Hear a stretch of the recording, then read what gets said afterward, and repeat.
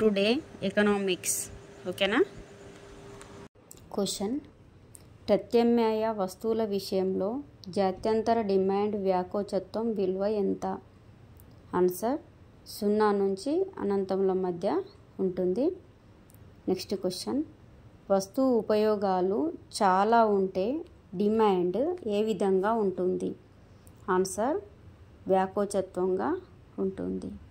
Next question: ఒక వస్తువుకు ప్రత్యామ్నాయ వస్తువులు ఎక్కువగా ఉంటే డిమాండ్ ఏ విధంగా ఉంటుంది?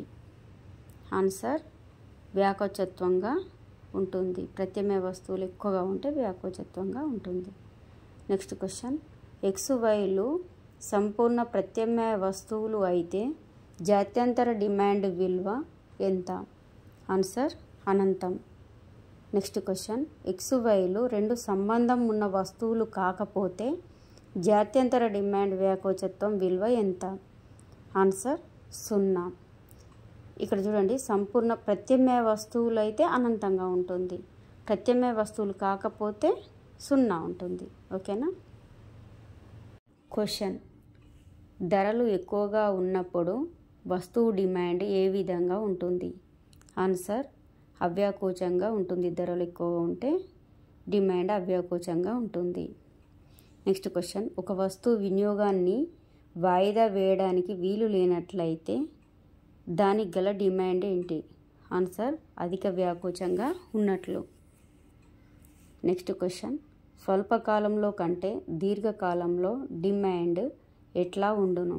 ఆన్సర్: అధిక వ్యాకోచంగా ఉండును. క్వశ్చన్: డిమాండ్ అవ్యాకోచంగా ఉన్న వస్తువుల మీద పన్నులు విధిస్తే ప్రభుత్వ ఆదాయము ఏమవుతుంది? ఆన్సర్: పెరుగుతుంది. ప్రభుత్వ ఆదాయం అన్నది పెరుగుతుంది.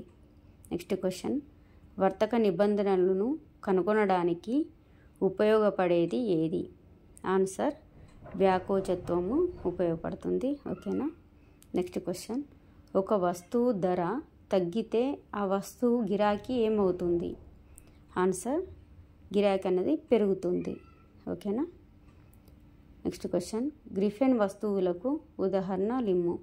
ఆన్సర్: సజ్జలు మరియు నూకలు. నెక్స్ట్ క్వశ్చన్: అంచనా వ్యాపారంలో ఒక వస్తువు ధర తగ్గితే డిమాండ్ ఏమవుతుంది? అంచనా వ్యాపారంలో ఒక వస్తువు ధర తగ్గితే డిమాండ్ అనేది పెరుగుతుంది. ఓకేనా. అన్ని ఇంపార్టెంట్ క్వశ్చన్స్ కరెక్ట్గా గుర్తుపెట్టుకోండి. ఓకేనా. ఓకే. క్వశ్చన్: ఏకస్వామ్యదారు తాను ఉత్పత్తి చేసే వస్తువుల ధర నిర్ణయించేటప్పుడు దేన్ని పరిశీలిస్తాడు? Answer: demand వ్యాకోచత్వాన్ని పరిశీలిస్తాడు. ఒక వస్తువుకు డిమాండ్ ఉందా లేదా అన్నది చూస్తారు. నెక్స్ట్ క్వశ్చన్: గ్రిఫెన్ వస్తువులకు ఉదాహరణలు ఇమ్ము. ఆన్సర్: సజ్జలు మరియు నూకలు గ్రిఫెన్ వస్తువులకు ఉదాహరణ. నెక్స్ట్ క్వశ్చన్: సాపేక్ష అవ్యాకోచ డిమాండ్ విలువ ఎంత? ఆన్సర్: 1 కంటే తక్కువ.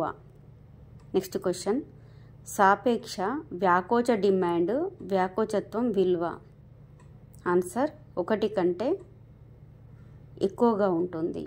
నెక్స్ట్ క్వశ్చన్: పూర్తి అవ్యాకోచ డిమాండ్ రేఖ ఎలా ఉంటుంది?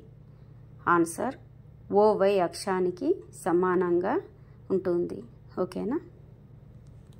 క్వశ్చన్: ధరలో ఏ విధమైన మార్పు లేకపోయినప్పటికీ డిమాండ్ నిరంతరం మారుతూ ఉంటే దాన్ని ఏమంటారు? ఆన్సర్: పూర్తి వ్యాకోచ డిమాండ్ అంటారు. నెక్స్ట్ క్వశ్చన్: ధరలో వచ్చిన మార్పు కంటే డిమాండ్లో వచ్చిన మార్పు ఎక్కువగా ఉండడాన్ని ఏమంటారు? ఆన్సర్: సాపేక్ష వ్యాకోచ డిమాండ్ అని అంటారు. ధరలో వచ్చిన మార్పు కంటే డిమాండ్లో వచ్చిన మార్పు ఎక్కువగా ఉంటే దాన్ని సాపేక్ష వ్యాకోచ డిమాండ్ అంటారు. ఓకేనా. నెక్స్ట్ క్వశ్చన్: సాపేక్ష అవ్యాకోచ డిమాండ్ రేఖ వాలు ఏ విధంగా ఉంటుంది? ఆన్సర్: తక్కువ వాలును కలిగి ఉంటుంది. ఎడమ నుండి కుడికి నిట్టారుగా వాలి ఉండును. నెక్స్ట్ క్వశ్చన్: సాపేక్ష అవ్యాకోచ డిమాండ్ అనగానేమి? ఆన్సర్ ధరలో వచ్చిన మార్పు కంటే డిమాండ్లో వచ్చిన మార్పు తక్కువగా ఉండడాన్ని సాపేక్ష అవ్యాకోచ డిమాండ్ అని అంటారు. ఇంపార్టెంట్ క్వశ్చన్స్ అన్నీ గుర్తుపెట్టుకోండి. క్వశ్చన్: ధరలో వచ్చే మార్పుల వలన డిమాండ్లో వచ్చే అతి స్వల్పమైన మార్పును తెలుసుకొనుటకు ఉపయోగపడే పద్ధతి ఏంటి?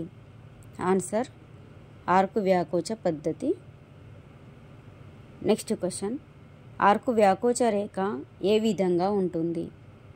ఆన్సర్ లంబ అతిపరావలయంలో ఉంటుంది. నెక్స్ట్ క్వశ్చన్: డిమాండ్ రేఖ వాలు ఏ విధంగా ఉంటుంది? ఆన్సర్ డిమాండ్ రేఖ వాలు ఎడమ నుండి కుడికి కిందికి వాలి ఉంటుంది. ఓకేనా. నెక్స్ట్ క్వశ్చన్: ఆదాయము వస్తువుల యొక్క డిమాండ్కు మధ్య గల సంబంధం ఏంటి? ఆన్సర్ అనులోమ సంబంధం. నెక్స్ట్ క్వశ్చన్: నాసిరకం వస్తువుల విషయంలో ఆదాయానికి డిమాండ్కు మధ్య గల సంబంధం ఏంటి?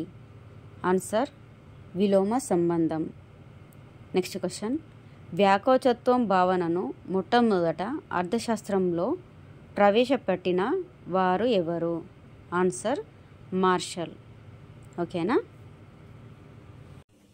క్వశ్చన్: జాత్యంతర డిమాండ్ పూరక వస్తువుల విషయంలో ఏ విధంగా ఉంటుంది? ఆన్సర్ రుణాత్మకంగా ఉంటుంది. క్వశ్చన్: జాత్యంతర డిమాండ్ ప్రత్యామ్నాయ వస్తువుల విషయంలో ఏ విధంగా ఉంటుంది? ఆన్సర్ ధనాత్మకంగా ఉంటుంది. క్వశ్చన్: ధరలో వచ్చిన మార్పు కంటే డిమాండ్లో వచ్చిన మార్పు ఎక్కువగా ఉంటే దాని విలువ ఎంత? ఆన్సర్ 1 కంటే ఎక్కువ. క్వశ్చన్: సాధారణంగా ధరకు డిమాండ్కు మధ్య గల సంబంధం ఏంటి? ఆన్సర్ విలోమ సంబంధం. ధరకు డిమాండ్కు ఎప్పుడు విలోమ సంబంధం ఉంటుంది. Question number 1: elements of poor economics గ్రంథాన్ని ఎవరు రచించారు? Answer walrus. క్వశ్చన్ నెంబర్ 2: అర్థశాస్త్రాన్ని గృహ నిర్వహణ శాస్త్రంగా పేర్కొన్న వారెవరు? Answer Aristotle. క్వశ్చన్ నెంబర్ 3: శ్రేయస్సు ఎన్ని రకాలు, అవి ఏవి? ఆన్సర్ శ్రేయస్సు 2 రకాలు. ఒకటి భౌతిక శ్రేయస్సు, 2 అభౌతిక శ్రేయస్సు. క్వశ్చన్ నెంబర్ 4: శ్రేయస్సు అనేది ఒక? ఆన్సర్ మానసిక భావన. క్వశ్చన్ నెంబర్ 5: శ్రేయస్సు నిర్వచనాన్ని తిరస్కరించిన వారెవరు? Answer Robbins. Question number 6: Robbins శ్రేయస్సు నిర్వచనాన్ని తిరస్కరించి ఏ నిర్వచనం ఇచ్చాడు? కొరత నిర్వచనాన్ని ఇచ్చాడు. ఓకేనా. లైక్ చేయండి, షేర్ చేయండి, ప్లీజ్ సబ్స్క్రైబ్డ్.